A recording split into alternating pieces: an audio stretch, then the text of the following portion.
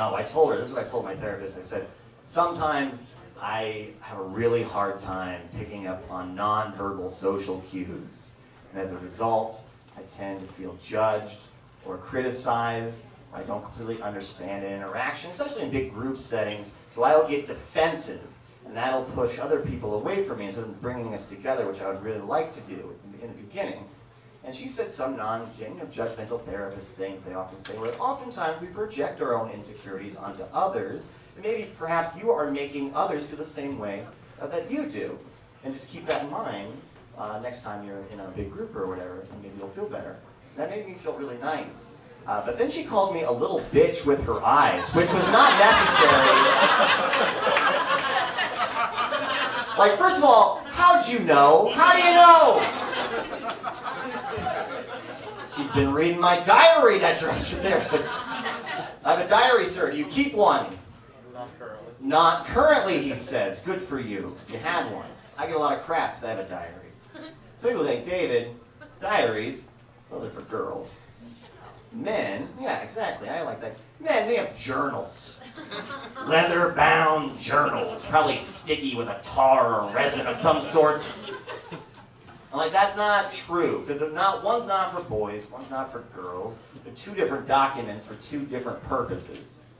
Like, a journal, to me, is for the facts. The who, what, the when, and the where. A diary is for how those facts made you feel. On the inside. So for instance, in my journal, I might write, Dear Journal, today my roommate stole my diary, read it aloud, and laughed at me. And in my diary, well, it's kind of hard to write my diary when the pages are soaked in tears. Do you understand? Very complicated. I'm a complicated boy! That's just my Tinder profile, so. You guys doing apps? You guys apping it up, sir? It's a lot of apps. Here's the thing, you gotta be careful with apps. Is you combine them sometimes, very dangerous, very powerful. So one time, get this, I got an Uber to take me to meet someone I'd met on Tinder. I don't think you quite grasp the majesty of technology I just laid out for you. I, David Phillips, humble son of a drunk accountant,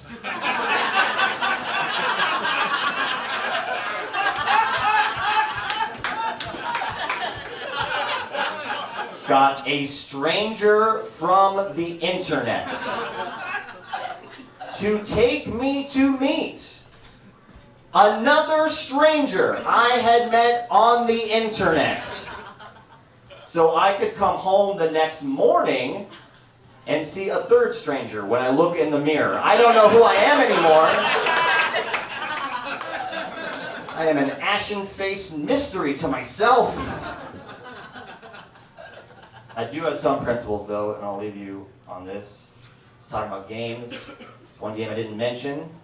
It's awful, and I'm sorry I played it, and I regret doing it, but it's worth noting, especially in these times, that we can improve upon our past behavior and learn from it.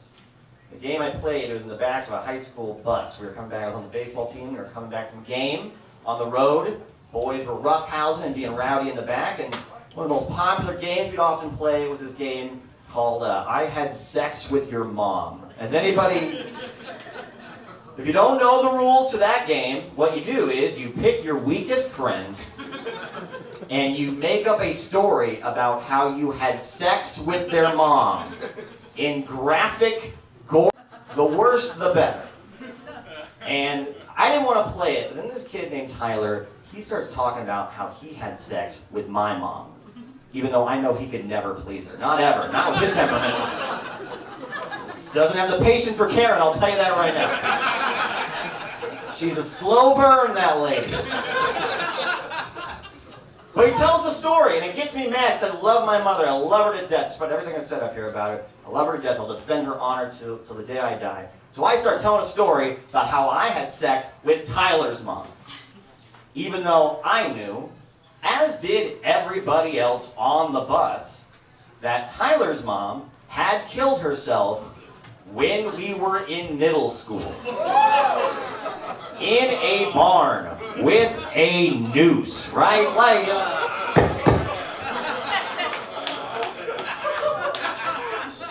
it was just that easy for the barn. The barn stands tall.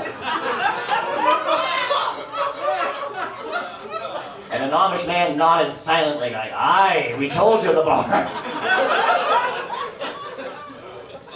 So I did that. And I finished the story in a way that, here's the thing. It's one of those moments where I'm not proud of what I said. I'm not proud that I said it. But I am kind of proud that I thought of it. Can we have both? Our cake and eat it too in this terrible situation. Because what I said at the end of my story, and it was a great story too, by the way. Everyone was getting really turned on. I'm a terrific storyteller. Bus driver swerving all over me, trying to keep an eye on things. So what I said at the end of the story is the problem with having sex with Tyler's mom is that she always wants to hang around afterwards. Which,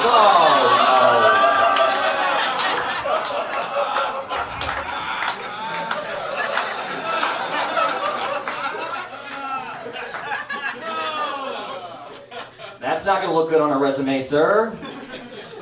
So, what I'm saying, ladies, everybody else, I'm not saying that all men are evil. I'm just saying, me personally, if you light me on fire, I might turn into a snake. So, that's it for me. Let's have a good night, everybody.